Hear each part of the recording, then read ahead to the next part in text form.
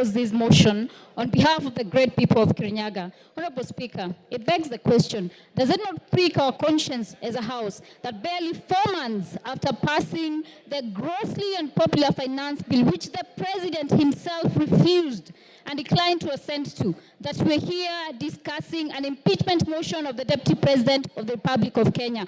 Honorable Speaker, the young people of this nation unequivocally told us to fix high unemployment levels among the young people, gross corruption at all levels of government, accountability issues in regard to leadership, our ailing healthcare sector, among other things. Honorable Speaker, many young people died on that day, Honorable Speaker. Several others to date are still missing, Honorable Speaker. It begs the question, the priorities we have as a 13th Parliament. Honorable Speaker, the motion before us is frivolous, it is baseless, it is lacking in substance. It is nothing but a shambolic political scheme to hang the truthful man for merely being truthful. Honorable Speaker,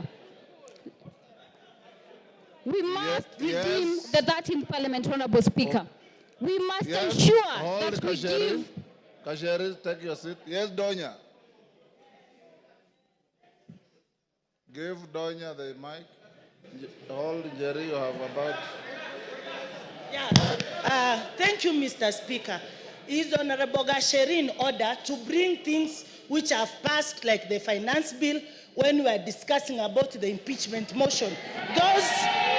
And Gachagua is my friend, but this one you are wrong, my dear. We are discussing about the impeachment of Gachagua, not finance bill. Let the foregone be the foregone. Honorable Speaker, I would want the honorable member, who is my very good friend, to point what standing order she rose on and what standing order can ensure that I do not speak on matters that have been controverted and that are public information, Honorable Speaker. We passed the finance bill, Honorable Speaker. It is a matter of fact. Even if you boo me, I will speak. The young people of this nation deserve more. They want jobs. They want healthcare sorted. The impeachment of the Deputy President is a sham political process. Kasheri, order. Jerry shall be heard in silence and dignity. But Jerry, your time is up. Women Rep of Migori. Yes, Wanjala.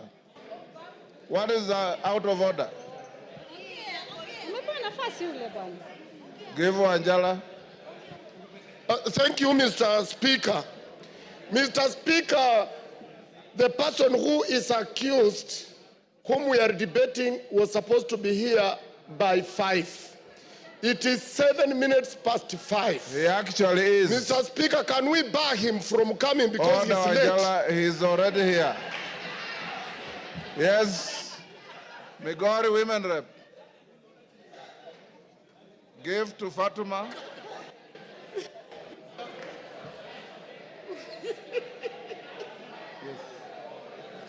I look for you to speak. You had gone out. Thank you, Honorable Speaker. Thank you, Honorable Speaker. Kindly protect me, Mr. Speaker. I can't be heard, Mr. Speaker. Order. Thank you, Mr. Speaker. Order. Order. Excuse me, Honorable Member. Please give me time to speak. Order. Mr. Speaker, thank you for the opportunity you have given me. And as I stand here as a Muslim, I don't know when I'll die. In case I die before the impeachment time, I vote yes, Gachagua must go. Mr. Speaker, I will take you to the Bible, Proverbs 23, 10 verse 11. And it says, please keep quiet. And it says, don't move an old stone that marks a border, and don't take fields that belong to the orphans. God, their defender, is strong. He will take their side against you. I want Gachagua to know, the former Deputy President of Kenya should know that when you touch anything of the orphans, it is not Kenya Kwanza, it is not Azimio, but it is God Almighty that will put the fire on you. I will return to the Quran. The Holy Quran in Surah An-Nisa said, surely those who eat up property of the orphans unjustly, they only eat fire soon they will enter a blazing fire. I am telling the former Deputy President of Kenya that you have eaten fire into your belly and the fire will surely burn you. Mr. Speaker, as I finish, Mr. Speaker, I have heard that the Deputy President has 21 lawyers. How much does the Deputy President earn to have 21 lawyers? And I understand each lawyer is paid 10 million. And I'm telling Kenyans, it is your taxpayers' money. Your time is up. Rueda. Honorable members,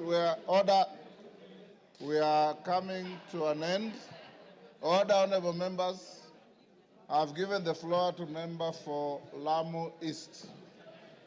Asante Bwana Spika. Bwana Spika, umoja wa taifa ni muhimu sana, na vile ilivyofanyika na naibu wa rais ilionekana kwamba hakuna umoja. Nataka ieleweke kwamba watu wa mlima wanaishi sehemu zingine. Kule kwangu Kiunga niko na watu wa mlima, na kile wanachoona zaidi ni sand dunes. Hawaoni mlima, anaona bahari. Nataka niseme ile kuzungumzia kuhusu NIS ilikuwa ni grave mistake. Wamekosea sana. Afadhali angetaja Nurdin kama akona shida naye kuliko institution ya NIS. Ni kutufanya sisi tukae dhaifu katika maadui zetu. Kwa mfano Al-Shabaab wataona vipi sisi kama tuko weak. Ingine nasema, ukiwa unatukana mwanamke, na tena hii ikuwe kwa mtu yoyote, yule anatukana mwanamke ajue mwanamume yote anatukana mwanamke, mashimo yako 7 kwa kila mtu alioumbwa. Wanaume wanayo, wanawake wanayo. Kama ni malaya basi ni wote wanaweza kutumia kwa malaya. Hii jina ya malaya nimechoka kusikia. Ingine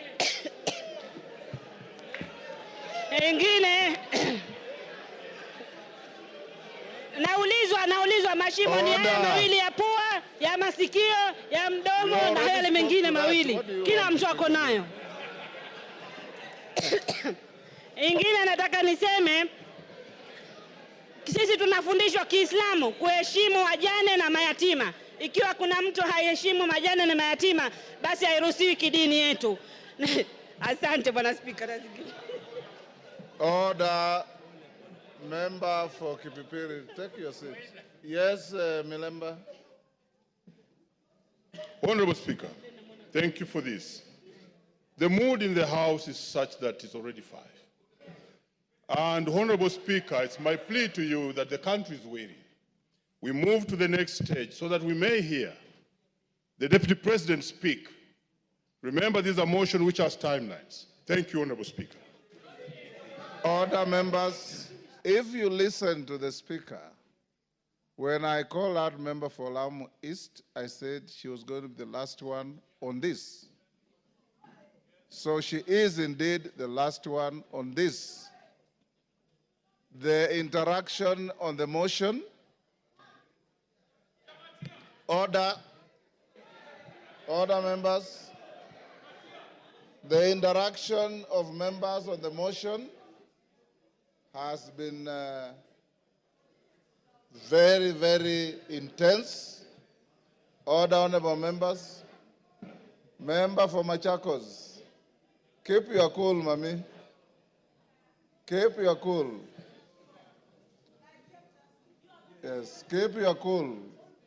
The members who have spoken are many. It is not possible for each and every one of us to speak on the same motion. For those who have spoken, I appreciate you for your tremendous industry for and against the motion.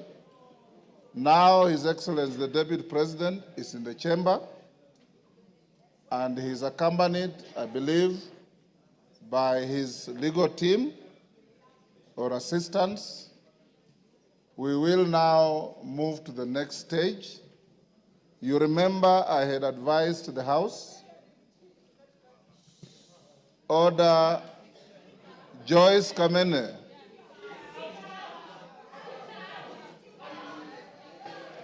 This is not a moment where the Speaker can exercise the option to exclude you from proceedings, but I know you differently. You are normally a very dignified person. I don't know what is the problem today. I want to urge the House that as we move to this stage, you remember we said at 5, the Deputy President had been assigned 2 hours in accordance with the standing orders. The standing orders say not more than 2 hours. So he may exercise to spend the 2 hours or less as he wishes. Secondly, once he finishes, then the minority leader, majority leader will take the floor as we had agreed. After that, then the mover will be invited to reply. And after that, you will go into a voting session. Your Excellency, once you finish, you have the option to remain in the House or to leave because you'll have spent your time as allocated by the House. I want to encourage you members to maintain your silence, to maintain your decorum, and to maintain the dignity of both the House and yourselves in listening to the subject to this motion, who is the Deputy President of the country. And I invite you, Your Excellency, you have a choice. You have a choice between speaking yourself or speaking through your legal counsel. Yes, Kamket, what is out of order? Your Excellency, you may take your seat. Let us hear him. Mr. Speaker, while I did not want to interrupt His Excellency the Deputy President, who is my brother-in-law, Mr. Speaker, yesterday the Deputy President on national television referred to this House in unpalatable terms. And Mr. Speaker, while it is his right to say whatever he wants to say, as a former member himself, Mr. Speaker, would I be in order, Mr. Speaker, that the Deputy President, as a precursor to his speech, apologizes to this House? Mr. Speaker, this House, Mr. Speaker, he used the words, he referred to this House as a theater of the absurd. Mr. Speaker, this House is an honorable House of the people of Kenya. These are elected members of Parliament, Mr. Speaker. This House is neither a theater, neither is there absurdity in this House, Mr. Speaker. So I would request, Mr. Speaker, that the Honorable Deputy President exercises, dignifies this House by offering an apology. I know he has very little support in this House now. You've made your point. But he may get a little support even just from that apology. He has to apologize to this House, Mr. Speaker, before he proceeds with his speech, Mr. Speaker. Thank you very much. Order. No more points of order. Your Excellency, Deputy President, as you take the floor, this morning, the Speaker made a communication and indicated that we found it abhorrent, some of the contents of your your statement last evening, in which you described this House in not very good terms. We also indicated that the rules of this House preclude matters pending before the House from being canvassed in other fora, particularly by members of the House, and to an extent of broad interpretation of the standing orders, a person who is subject to the motion going on in the House. It is spilled milk, it's water under the bridge. You said what you said, but it is only fair that being an immediate former member of this House, that you exercise your conscience to hold as to whether this is a theater of the absurd or is an honorable National Assembly of the Republic of Kenya. You may start by addressing that.